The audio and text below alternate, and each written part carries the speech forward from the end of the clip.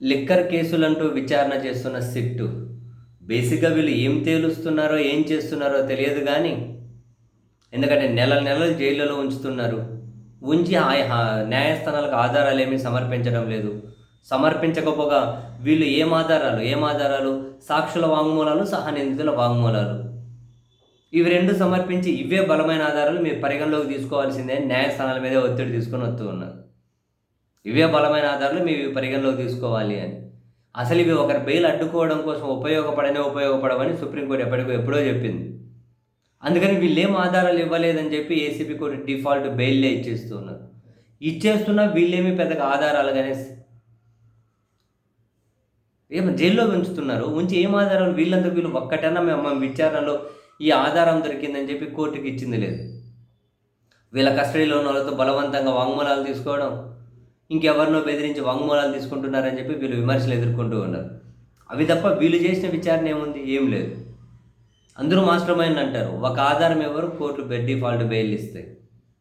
ఆ తెలుగుదేశం పార్టీ పత్రికలు, టీవీ ఛానళ్ళకు మాత్రం ఏదో బ్యానర్ హెడ్డింగ్లు పెట్టుకునే హెడ్డింగ్లు మాత్రం ఇస్తున్నట్టున్నారు. సో ఇప్పటికే చాలామందికి డిఫాల్ట్ బెయిల్ వచ్చేసాయి కదా.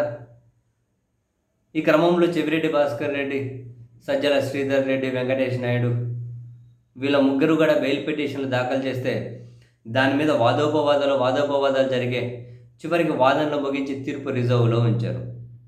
తాజాగా ఆ తీర్పును అదిగో మరికొన్ని నిమిషాల్లో ప్రకటిస్తారనంగా ఎప్పుడో వాదనలు ముగిసిపోయాయి.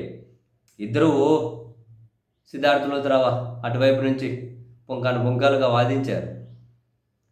వాదనలు ముగిశాయి, తీర్పు రిజర్వ్ చేశారు.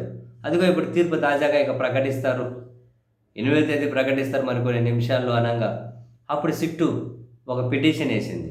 ఏమని? అదిగో వీళ్ళ బెయిల్ పిటిషన్ల మీద తీర్పు ఇవ్వకండి, దాని మీద మేము మళ్ళీ వాదనలు వినిపిస్తాం, మాకు అవకాశం ఇవ్వండి అని. వాదనలు ముగిసిపోయి మళ్ళీ వాదనలు వినిపిస్తాం, మాకు అవకాశం ఇవ్వండి అని తీర్పు ఇచ్చే నిమిషాల ముందు సరే అని చెప్పి కోర్టు ఓకే చెప్పింది. ఆ బెయిల్ తీర్పు ప్రకటించకుండా వీళ్ళు వేసినటువంటి పిటిషన్ని మళ్ళీ అలో చేసి వీళ్ళ బెయిల్ పిటిషన్ల మీద మళ్ళీ ఫస్ట్ నుంచి వాదనలు వింటారట. మరి ఏమైనా కొత్తగా ఏం దొరికాయో వీళ్ళకు తెలియదు. ప్రతిసారి కొత్తగా దొరికాయి, మాస్టర్ మైండ్లు వీళ్ళే, కీలక మీదే, ఫైనల్ లబ్ధిదారులకు డబ్బులు పోయింది అంటూనే ఉంటారు. ఆ వార్త బ్యానర్ హెడ్డింగ్లుగా పత్రికలు, టీవీ ఛానల్, వీళ్ళ పత్రికలు, టీవీ ఛానల్ వస్తూనే ఉంటాయి. కానీ ఆ కోర్టుకు మాత్రం ఏం ప్రూఫ్లు ఇవ్వరు. వీళ్ళు విచారణలో ఏమీ తేల్చిండేది ఉండదు. మొత్తం మీద ఈ సిట్ ఏంటో, వీళ్ళ విచారణ ఏంటో, ఈ లిక్కర్ కేసులు ఏంటో, వీళ్ళు తేలుస్తున్నదేంటో బొత్తిగా అర్థం కావట్లేదు.